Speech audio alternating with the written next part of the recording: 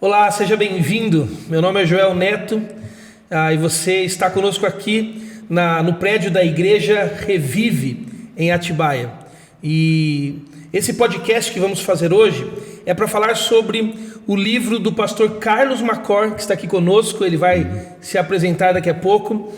E a nossa igreja em Atibaia, a Igreja Revive, é uma igreja que tem vivido muito de perto a espiritualidade que o pastor Carlos Macor propõe no livro A Vida que Satisfaz. E todo o ministério do pastor Carlos Macor também, o ministério Permanecer em Cristo. Então hoje eu chamei ele para a gente bater um papo sobre a literatura dele, o livro A Vida que Satisfaz, e sobre também o foco em Jesus, a espiritualidade focada em Jesus. Pastor Carlos, muito obrigado de o senhor estar aqui com a gente. É um prazer estar aqui. E desse bate-papo. Se apresenta um pouco aqui na nossa comunidade. Todo mundo já conhece o senhor, já sabe da sua história, mas se apresenta um pouco para quem vai nos assistir na internet. Bom, eu sou Carlos Macor, sou americano, você vai perceber pelo sotaque. Deus não me deu o dom dessa língua perfeitamente ainda. E eu sou casado com a Pamela, minha esposa, há mais de 51 anos, sou pai de 4 filhos, agora tenho 2 noras, 2 genros, 11 netos. Cheguei no Brasil como missionário em 1979, passei 8 anos plantando uma igreja em São José dos Campos, Templo Batista Bíblico, e fiquei 8 anos, voltei para os Estados Unidos, fiquei 18 anos, e em 2005 voltei ao Brasil para falar sobre essa questão da espiritualidade. E eu vou contar para eles que eu conheço você desde seu nascimento e também a sua família. Eu era amigo do seu avô, amigo Isso. Até hoje com seu pai. Meu avô que era pastor, né? Exatamente. Então nós temos uma conexão muito, muito bonita. Muito bom, pastor Carlos. Eu conheço o pastor Carlos ainda antes da Revive existir como igreja aqui em Atibaia. E eu me encontrei com o pastor Carlos, ele pregando sobre a espiritualidade, que ele dialoga no Ministério Permanecer, que mais tarde se tornou essa literatura, esse livro. E Deus tem usado muito a vida do pastor Carlos desde então para me ensinar muitas coisas. E quando a Revive nasceu aqui em Atibaia, ela nasceu baseada em muitos dos princípios que o pastor Carlos Macor dialoga no Ministério Permanecer em Cristo. Então, eu queria começar conversando com o pastor Carlos exatamente sobre o livro A Vida que Satisfaz. E o que significa, pastor, então, esse título, A Vida que Satisfaz, do que o senhor trata aqui nesse texto? Bom, eu passei por uma crise na minha vida pastoral em 1995 e a crise foi quase uma divisão na igreja que eu estava liderando. E eu estava muito num lugar muito escuro. Alguns teólogos falam da noite escura da alma. E era o momento mais baixo no meu ministério. E eu fiquei muito assim triste, porque a minha espiritualidade que eu tinha, de uma certa forma, evoluiu depois da minha conversão em 1967. Eu descrevo assim: essa crise revelou que a minha espiritualidade não estava dando conta da minha realidade. Entendeu? É um pouco parecido com Pedro, quando ele disse para Jesus: eu nunca vou te negar. Aí a espiritualidade do Pedro não deu conta e Jesus já sabia que não ia dar conta. Então eu passei por isso e naquele momento eu tinha que repensar o que é a espiritualidade cristã. Eu era muito ligado, como todo americano, com processos, sistemas, ensino de alto nível, pregação bem preparada. Então a minha espiritualidade era muito sistema e conceitos, mas naquela noite difícil na minha vida, eu descobri que a vida que satisfaz é a presença de Jesus em mim, em você, em todo cristão. E parece uma mudança pequena, não é? Todo mundo sabe Cristo em nós, mas para mim, a partir daquela crise, eu comecei a viver com uma convicção que o cristianismo é Jesus. Ele é tudo. Então, eu escrevia o livro para dialogar com pessoas, porque eu acho que todo cristão passa por uma noite escura da alma. Eu acho que todo pastor, líder, vai bater numa parede um dia.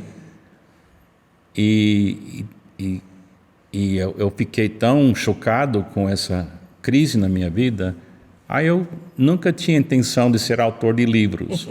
Eu sou pastor de igreja. Agora, esse livro é uma declaração dessa mudança na minha vida, e Deus tem usado o livro para criar um diálogo sobre espiritualidade, recuperação e ação. Nasceu assim. Nós vamos falar um pouco dessas palavras, espiritualidade, recuperação e ação, mas antes eu queria tratar um assunto com o senhor. O livro então fala desse paradigma de que Jesus é tudo e com ele nós não temos falta de nada. E por isso ele é toda a satisfação que nós necessitamos. Mas no nosso evangelicalismo histórico e tradicional, a gente sempre percebeu a vida cristã como uma coisa, como o senhor mesmo usou, processo, né? Que nós tínhamos que alcançar por meio de algum tipo de esforço, comportamento, moral. E aqui na Revive, o grande diferencial que o seu diálogo trouxe para nós foi exatamente a mudança desse paradigma. Nós temos aqui na Revive um primeiro encontro para todos que chegam aqui, de integração com a igreja, aqui chamado ponto de partida.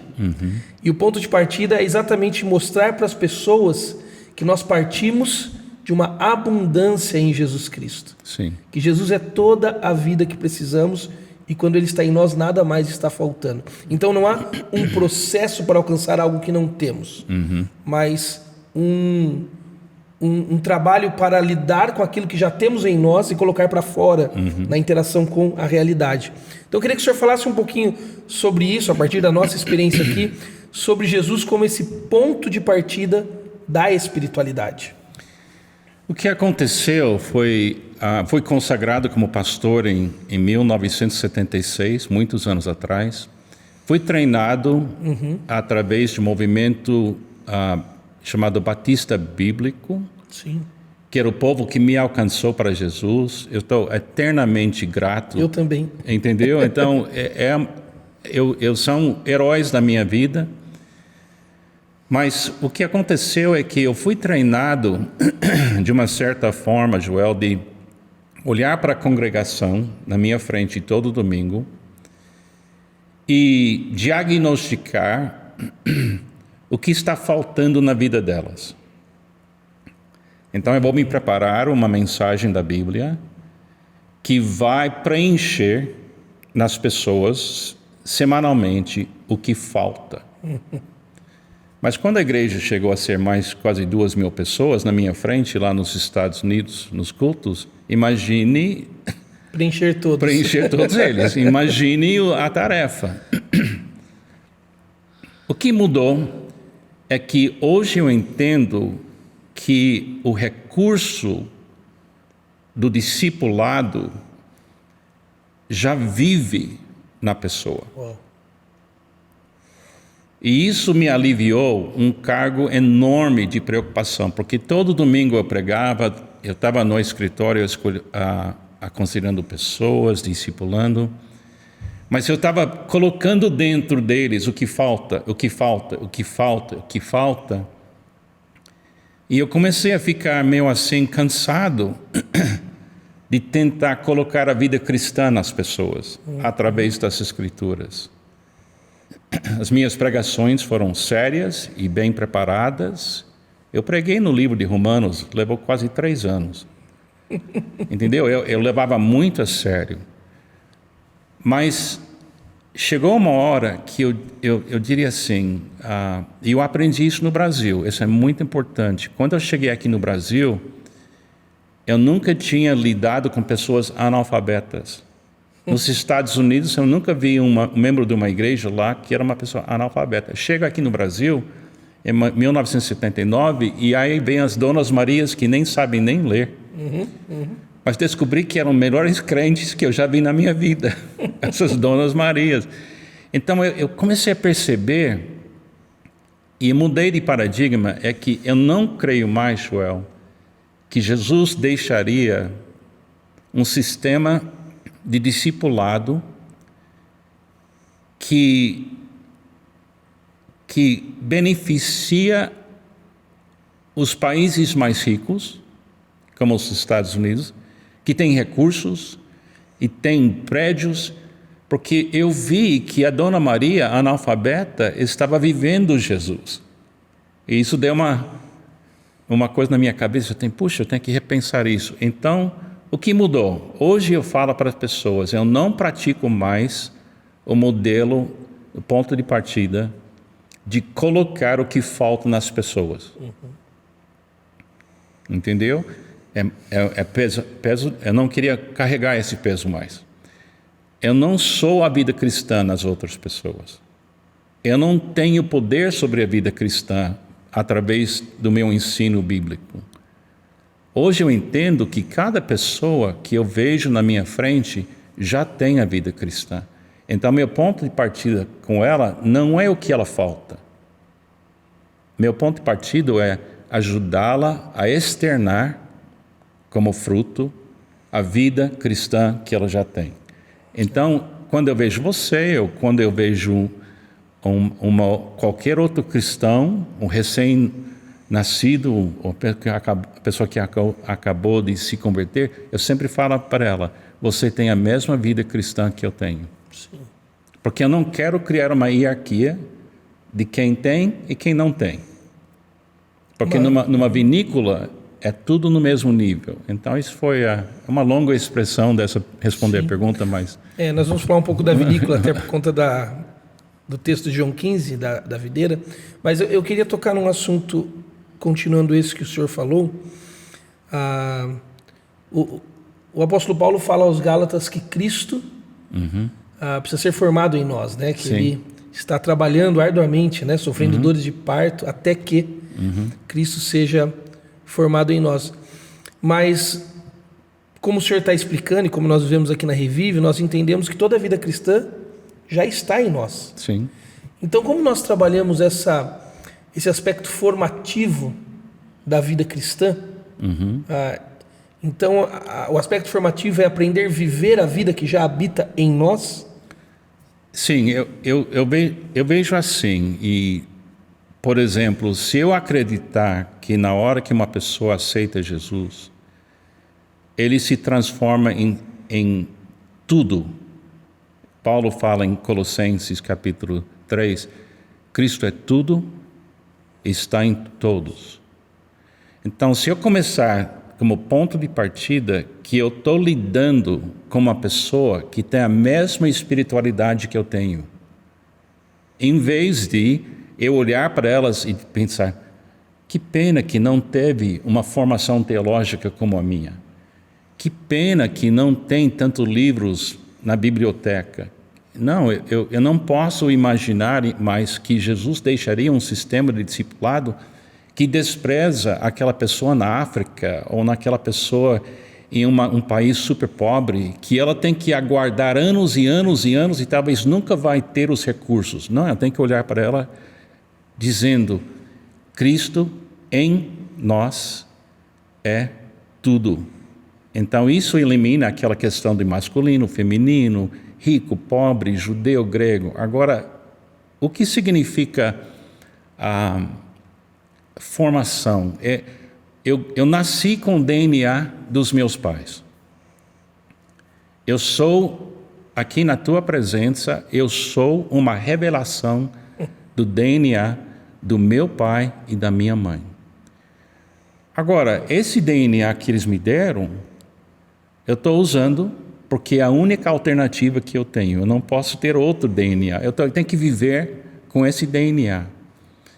Agora, quando Cristo agora habita em mim, eu preciso cooperar com esse DNA que Jesus é. Entendeu? Então, eu tenho que entrar na luz, e Jesus é a luz, e discernir em mim o que combina com Jesus, o que não combina com Jesus. Então, a ideia de crescer, Cristo formado, significa que há um processo de expulsar o medo, expulsar as mentiras, para abrir espaço para Jesus se manifestar livremente. Em João 15, o trecho fala que o Pai poda para que o ramo dê fruto, muito fruto e mais fruto. Então é um processo. Então Cristo habita em mim, mas até hoje eu preciso perguntar para Jesus: Senhor, tem alguma coisa em mim que está impedindo o Senhor usar um espaço na minha vida? Entendeu? Então, por exemplo, se eu falar como você, como pastor e amigo, pastor, seu amigo, e eu percebo que você tem alguma coisa que de vez em quando eu percebo que você faz, e eu quero dar um coaching, eu diria: Joel, leva essa questão que está incomodando você para Jesus dentro de você. E deixa a paz de Cristo ser árbitro no seu coração. Agora, isso é diferente do que eu pegar a minha Bíblia e começar a bater em áreas da sua vida de uma forma de criticar. Não, eu não quero criticar, eu quero dizer, eu chamo isso de chamar para fora o que está já vivo dentro. Faz sentido? Sim, e é isso que o senhor chama então de momento a momento, escolha a escolha, 24 horas, sim, 7 dias por semana. Quando antes de eu ter essa experiência de mudança de paradigma, agora que eu olho para a congregação, por exemplo, você já me deu o privilégio de pregar aqui na Igreja Revive. Mas quando eu olhei para o seu grupo, o grupo é lindo, e tem jovens, tem pessoas da minha idade, tem tudo, é lindo. Mas agora o que é diferente? Eu olho para eles nos olhos, vendo alguém que já tem a vida cristã inteira dentro dela. Então isso me tira um enorme peso de impressioná-los ou de convencê-los. Não, eu não penso mais assim. Eu falo: irmão, irmã, deixe Jesus revelar seu caráter, o fruto do Espírito, e não importa o que você não, em termos financeiros, ou masculino e feminino, somos um em Cristo. Então, me dê uma libertação como pastor que é enorme. E pensando na questão da vinícola que o senhor falou, né? João 15 é muito do que o senhor trata aqui no texto da Vida que Satisfaz. E pensando nessa comunidade que não é piramidal, mas é uma comunidade horizontal, sim, a parábola de Jesus em João 15 esclarece muito isso, né? Onde ele, o Deus eterno, o agricultor, revelou o Filho como vinha, como o senhor disse, seivou o Espírito nos ramos, mas os ramos são um na videira, né? São iguais. Então eu queria que o senhor falasse um pouquinho de como a metáfora da vinha desenvolve na sua mente essa ideia. Bom, eu vou contar. Naquela noite escura da minha alma, eu estava liderando uma igreja grande nos Estados Unidos. Eu tinha 11 pastores na minha equipe comigo. Eu tinha 130 funcionários na igreja, porque tinha uma escola cristã também. Eu era presidente da escola cristã. Era a igreja onde eu aceitei a Jesus. Era a igreja onde eu fui consagrado. Era a igreja onde eu casei. Então, era uma igreja muito preciosa para mim. Entendeu? Agora, quando essa crise veio, a igreja estava quase dividindo, e eu era o líder. E eu estava muito assustado, também a minha carne apareceu, eu queria me defender, eu queria me justificar. E eu estava no meu escritório, chorando e orando, sozinho, E de repente eu tinha se eu falar com um batista mesmo, eu tinha um insight, uma iluminação. Para o pentecostal era uma visão, eu não sei, então, entendeu? Mas alguma coisa aconteceu. Então eu estava orando e chorando, e eu imaginei que eu ouvi uma pessoa batendo na porta da igreja, batendo e batendo e batendo. Era uma igreja grande, então eu não era responsável para abrir portas para as pessoas entrando na igreja. Mas ninguém atendeu, então na minha mente eu fui lá, abri a porta para a pessoa, era uma mulher, e ela perguntou para mim, o senhor é o pastor? E eu disse, sou. Não queria ser naquele momento, mas sou. Sou eu. Sou eu. E ela disse, pastor, se eu entrar aqui na sua igreja, e se eu fizer tudo que o senhor me pede para fazer, o que vai acontecer comigo? Jamais alguém fez essa pergunta para mim. Então, eu respondi, bom, a primeira coisa é que eu vou levar você a conhecer Cristo e você passar por um novo nascimento. Porque você tem que ter o DNA de Deus em você. Você tem que fazer parte da família de Deus como DNA da família de Deus. Aí, sem eu preparar a segunda parte, eu falei, e depois disso, eu vou te ensinar a permanecer em Jesus como um ramo vive de uma videira. E naquele momento, Joel, mudou tudo. Porque o Carlos, antes disso, teria dito, eu vou te inscrever em curso 101, depois 102, e depois você vai ter um estudo bíblico eterno para colocar o que falta na sua vida. Mas em vez disso, eu pensei, será que isso é tão simples assim? Como Jesus descreveu? Aí, a partir daquele momento, eu comecei a olhar para crentes e dizer para eles que você precisa viver um dia de cada vez, 24 horas por dia, momento a momento, na abundância de Cristo em você e cooperando com Jesus todo dia. Aí o pessoal sempre fala, isso é muito simples, Carlos. Eu falei, então tenta viver assim. Não é simples, é profundo. É uma coisa comum, Joel, para eu discipular pessoas, e 6 meses depois, elas falam, obrigado por arruinar minha vida. Porque você entendeu isso? Você já viu isso, não é?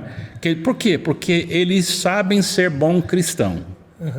Eles sabem assistir culto, eles sabem dar o dízimo, eles sabem participar na igreja, mas deixar Jesus ser tudo. Você lembra que ele disse? Sem mim, nada podeis fazer. Mudar essa perspectiva não é fácil. Não é fácil. E tem muita gente que acha que é uma coisa rasa. Por exemplo, você já ouviu eu falar isso. Eu digo para as pessoas que eu posso explicar a vida cristã muito simples. É 3 coisas. É receber da videira, se alegrar, isso seria como as folhas, e repartir o fruto. Receber, se alegrar e repartir. Fé, esperança e amor. E o pessoal, não pode ser tão simples assim. Mas isso requer que você deixe Jesus ser a sua única fonte e o recurso que faz a vida cristã aparecer na sua vida, porque Ele é tudo. Tem que permanecer. Tem que permanecer. Muito. Então, muito falando bom. com você, eu me sinto como eu estava sentindo naquele dia. Porque era tão simples, mas tão profundo. E até hoje eu fico com uma sensação que, puxa, é tão lindo, é tão simples, mas eu acho que é isso que a igreja precisa. Amém. Você conhece um pouco da Revive, acompanha nesses 3 anos pela internet. você sabe como isso faz parte da nossa comunidade aqui. As 3 palavras que o Carlos falou, ele falou de receber, se alegrar e repartir. Nós só mudamos o do meio, colocamos regozijar. Para manter o R da Revive, né? Sim. É uma questão de marketing. Mas nós dizemos que a vida cristã aqui na Revive é simples assim. Nós recebemos a vida de Cristo, nos regozijamos na vida em Cristo e repartimos a vida em Cristo. E muita gente, Carlos, que chega aqui e ouve esse diálogo e tem caminhado conosco como igreja nesses 3 anos que estamos vivendo o Revive, diz muito isso para mim. Pastor, você tirou meu chão, eu não tenho aonde me agarrar. Porque eles estavam acostumados a se agarrar em sistemas, em ritos, liturgias, em modelos cognitivos. E quando a gente diz para eles que em Cristo nada mais está faltando, que eles precisam aprender a receber, cooperar do que receberam, com o que receberam, se alegrar e repartir a vida cristã, muitos dizem isso. Nós ficamos sem chão agora. Sim. Não tenho no que me agarrar. Como o Steve Jobs dizia, né, que a simplicidade é o último degrau da sofisticação. Sim. Nada mais sofisticado do que ser simples. Sim. E nada mais difícil que isso. Não, é muito difícil. Né? É o que nós temos vivido aqui, Carlos. Deixa eu te fazer uma outra pergunta sobre o livro. Você pode relatar para a gente, resumidamente, como você usou a metáfora da vinha para descrever essa experiência da vida cristã? Bom, eu fiquei muito convicto que eu precisava deixar Jesus falar.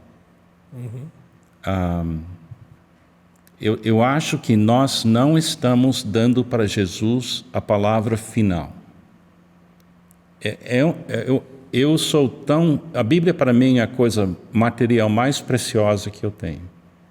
Em termos de recurso eu vejo a Bíblia como uma luz na qual a gente vê a luz, que é Cristo. Mas hoje eu levo pessoas para as palavras de Jesus como sendo a palavra final sobre um assunto. E o que ele falou são palavras que Deus deu para ele entregar para nós. Então, quando ele diz, literalmente, logo antes da crucificação dele, ele fala de uma vinícola. Então, eu falei, por quê? Porque ele vai fisicamente sair desse mundo. Entendeu? Ele, presente na vida dos primeiros discípulos, eram carne e osso. E eles conseguiram ver ele cheio de graça e verdade. Agora que ele saiu fisicamente, ele tinha que nos dar uma metáfora que funciona em qualquer lugar no mundo. E uma vinícola, ela não se defende. Uma vinícola não fica estressada no sentido que ela está tentando competir com alguém. Uma vinícola é uma ilustração de uma coisa tão linda, tão calma, que produz algo que alegra o coração de qualquer um que come a uva ou bebe do vinho ou do suco. Então eu vi a espiritualidade em termos da vinícola. E eu disse, gente, uma vinícola, ela precisa de um agricultor, ela precisa de uma videira, aí ela precisa de ramos, e o alvo é sempre o mesmo, dar o fruto, que eu acho que é o fruto do Espírito. Então, para mim, eu falo para pessoas ao redor do mundo, eu já preguei isso na China, também na Índia, também em Portugal, Chile, ao redor do mundo. Eu falo, se você consegue compreender como funciona uma vinícola, você entende o que é espiritualidade cristã, que vem diretamente da pessoa de Jesus. Você tira Jesus da vinícola, acabou. Agora, quem poda é o Pai. Entendeu? O Pai, ele é quem está vendo o tudo. Mas quando se trata de eu querer dar fruto, eu tenho que receber de Jesus.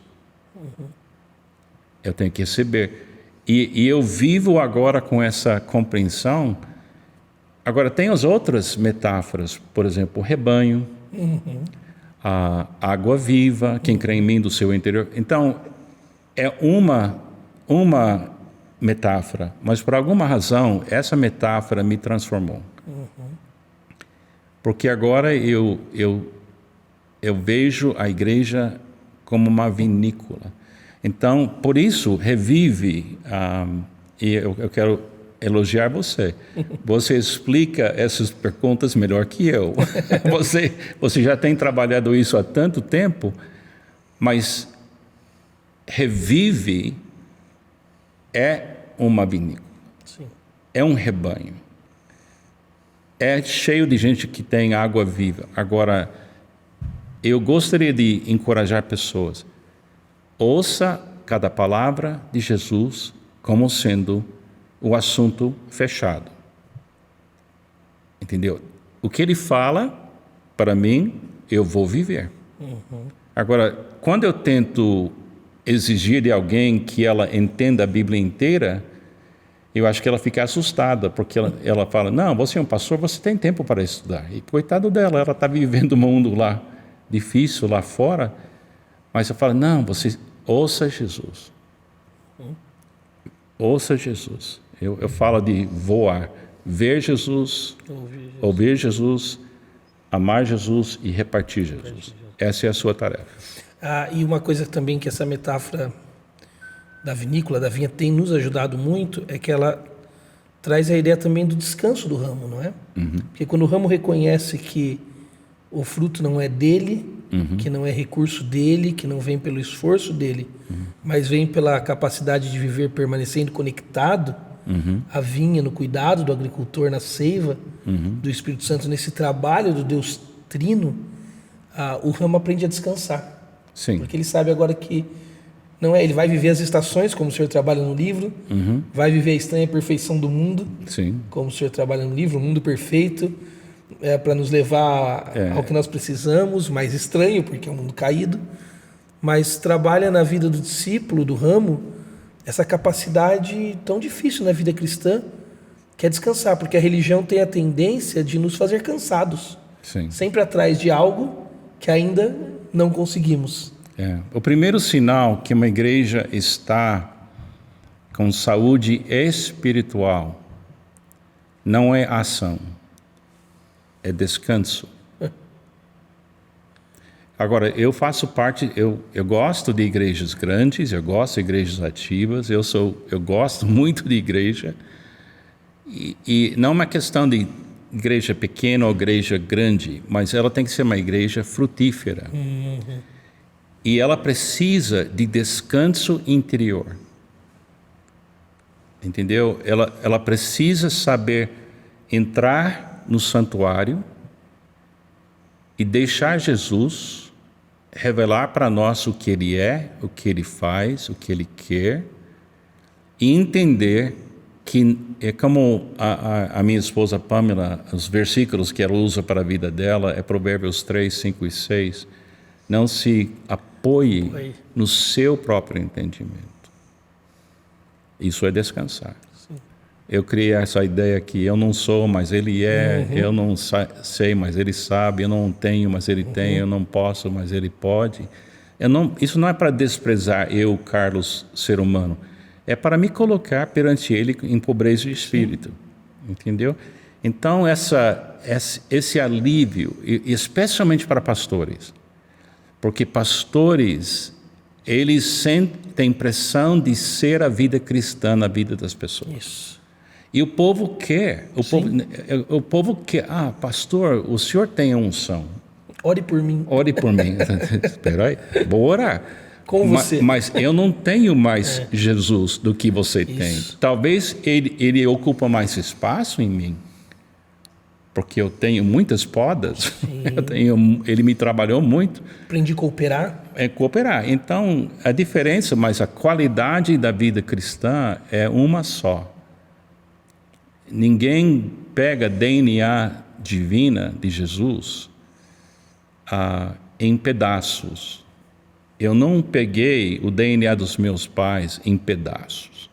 Na hora da minha concepção, eu já estava com recurso de me manifestar fisicamente. Agora, a partir do momento que Cristo entra na vida de uma pessoa, ela nasce de novo, é uma nova criação. Aí, eis que estão surgindo coisas novas. Aí vem esse liga com aquela ideia de Cristo formado. São as coisas novas que estão nascendo e expulsando o medo que nos fomenta.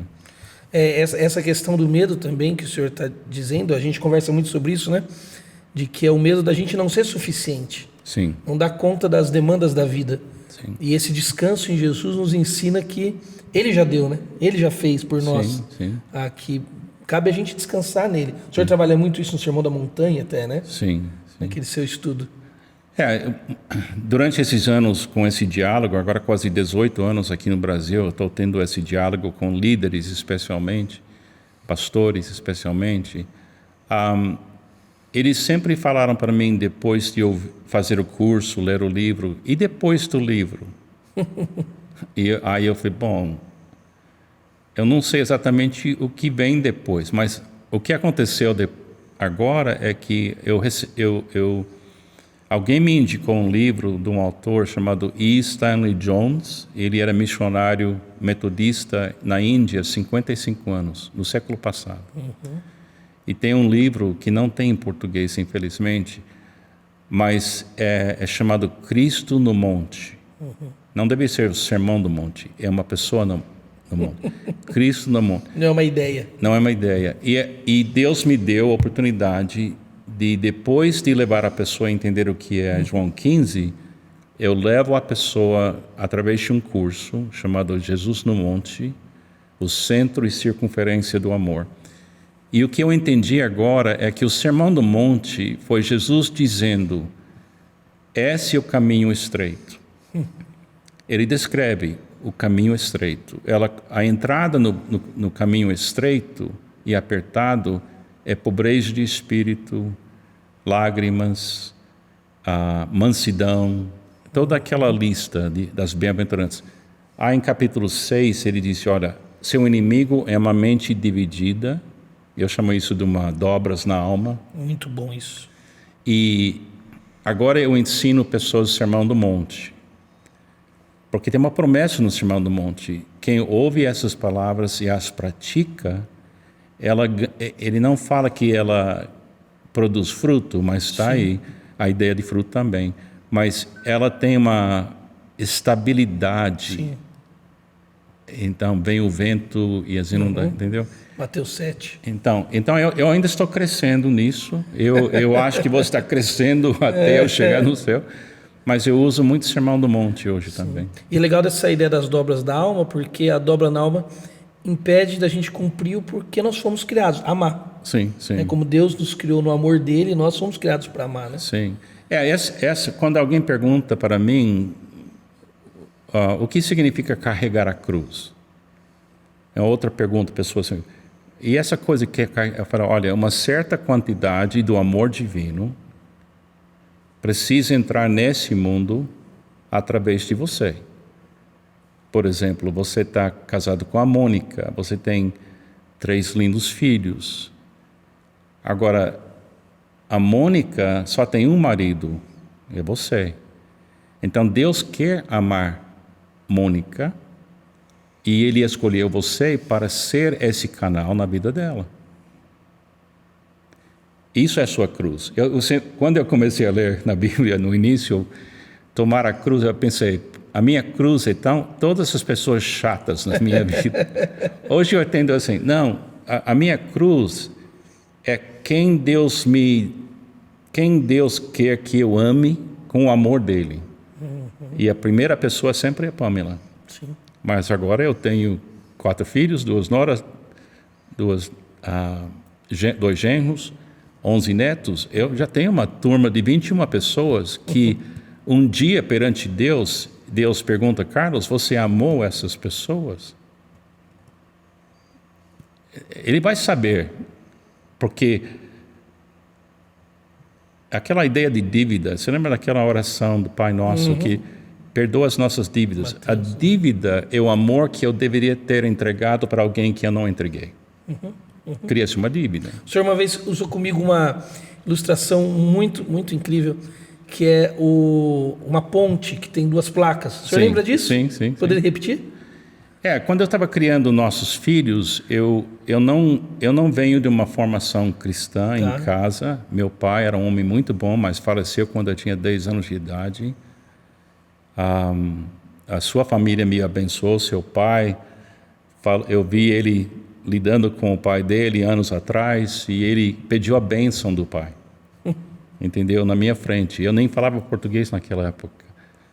E a partir daquele momento eu entendi que eu tinha que abençoar os meus filhos. Nosso filho Kenny, quando ele estava com quase 20 anos de idade, ele estava pronto para casar. E eu não sabia como é que você termina de criar um filho homem ou uma menina, uma filha. E Deus me deu uma ilustração que você leva a criança até um rio. E desse lado do rio, enquanto ela está evoluindo e crescendo, tem uma placa que diz dívida. Eu tenho uma dívida com Kenny.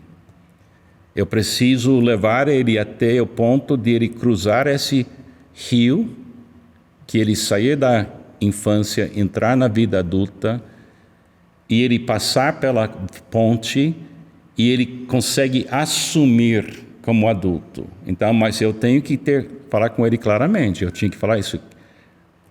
A partir desse momento, eu não tenho mais dívida com você. Eu fiz tudo. Agora, do outro lado, tem uma outra placa que diz graça.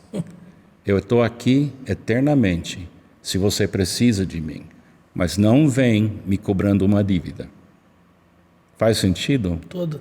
Porque eu vejo famílias onde a coisa nunca fecha. Entendeu? Agora, o Kenny, ele tem 50 anos de idade agora. E ele estava na minha casa recentemente. Kenny nem abre a geladeira para pegar alguma coisa sem perguntar. Posso pegar alguma coisa? Por quê? Porque agora nós estamos num relacionamento não de dívida. Eu não tenho mais dívida com ele. Estão quitados. Então, foi feito. Não perfeitamente, mas o melhor que eu poderia fazer. Agora, ele entra na minha casa. Kenny também é empresário, ele é pastor. Ele manda uma oferta todo mês para eu ir para Pamela, como missionário, todo mês. E o outro filho, Kevin, também manda. Entendeu? Por quê? Porque nós não temos dívida mais. Agora eu tenho a alegria de ser a fonte de graça. Se eles precisam de mim, e a Pamela agora, a nossa casa é deles, mas eles não vêm cobrando. E é assim que eu acho que meu relacionamento com Jesus é assim também com o Pai. Eu faço parte da família agora. Ele não tem dívida comigo. Ele quitou tudo na cruz. Ele quitou na cruz e ele veio morar aqui dentro. Então, eu acho isso tão bonito. Lindo, eu chorei. É muito bonito. Eu choro até hoje. Como vocês viram, o Carlos ele tem o dom das metáforas, né? Não só ele, mas a Pamela também tem esse dom. Sim. Né? Sim. A Pamela fez uma metáfora sobre relacionamento de namoro com a minha filha mais velha, um tempo atrás, que ela lembra até hoje. Então, Deus usa muito vocês sobre explicar a vida cristã de maneira muito simples. Carlos, a gente vai terminando por aqui e a gente quer fazer essa mesa ser uma mesa de encontro, de conversa sobre a simplicidade da vida cristã e a totalidade dela, que é Jesus habitando naqueles que creem nele, né? São discípulos dele. Então nós vamos fazer outras vezes isso aqui na Revive, ligado ao Ministério Permanecer em Cristo, junto com o Macor e com outras pessoas também, não é, Carlos? São anos e anos dialogando isso no Brasil e isso se espalhou. E muita gente tem dialogado isso, outras igrejas, outros líderes que vão sentar com a gente nessa mesa ao longo desses próximos meses para bater esse papo sobre Jesus sendo uma vida que satisfaz. E eu queria, antes de nós terminarmos, você vai dar suas últimas palavras também, mas queria agradecer a influência que você é na minha vida, publicamente, na vida da minha família, na formação de me fazer cooperar com a vida perfeita que habita em mim. Domingo retrasado, a minha filha do meio se batizou e no testemunho dela, ela terminou o testemunho dizendo assim: eu não sou perfeita, mas hoje sei que uma vida perfeita habita em mim. É isso aí. E naquele momento eu vi você na minha mente, veio com muita clareza de como a sua influência na minha vida tem gerado influência na vida da minha família. Então, muito obrigado. E da nossa igreja, eu sei que está todo mundo ali que está assistindo, da Revive, está com esse mesmo sentimento, porque o carinho deles por você é gigante, porque a influência que você tem na nossa comunidade é gigante, é inseparável o que a Revive tem sido nesses 3 anos da sua influência no nosso meio aqui. Tem que vir mais, tem que pregar mais vezes aqui. Tá bom? Obrigado. Bom, a minha maior alegria é ver pessoas descansar. Descansar, é o primeiro passo. Descansar. A ação vem depois. Mas a ação não é uma pressão em cima da gente. É uma ação que diz, eu tenho uma cruz, eu preciso... Jesus já carregou a cruz que nos perdoou, eu não tenho que fazer isso, mas eu preciso amar pessoas. Então, Revive, para mim, é uma ilustração que pode ser muito útil na vida de outros pastores, porque não é fácil ser pastor nesses dias, não é fácil. E não é fácil ser cristão hoje em dia. Mas em Cristo sempre tem esse descanso e sempre tem esse apoio e sempre tem essa perspectiva positiva que eu acho que é muito importante. Amém. Muito obrigado, Carlos. Se você quiser ter acesso ao livro do Carlos, A Vida que Satisfaz, ele também tem o livro das 6 metáforas do casamento feliz. Se você quiser ter acesso, você pode entrar na internet, você acha na Amazon esse livro, mas você também pode entrar em contato conosco no Instagram da Revive, também no Instagram do Permanecer. Nós temos esse livro, o Ulisses, que trabalha conosco, ele vai enviar para você o livro e você vai, obviamente, pagar por ele, mas nós temos ele para abençoar a sua vida, tá bom? E se você está por Atibaia, venha nos visitar aqui na Revive, nós vamos ter os endereços passando aqui no vídeo. E também, se você quer conhecer mais sobre o ministério do Carlos, acesse o YouTube, Instagram do Permanecer em Cristo. Lá tem muito material abençoador que o Carlos tem produzido ao longo desses últimos anos, tá bom? Que Deus te abençoe e que a presença perfeita de Jesus seja a satisfação e o descanso da sua vida. Até uma próxima.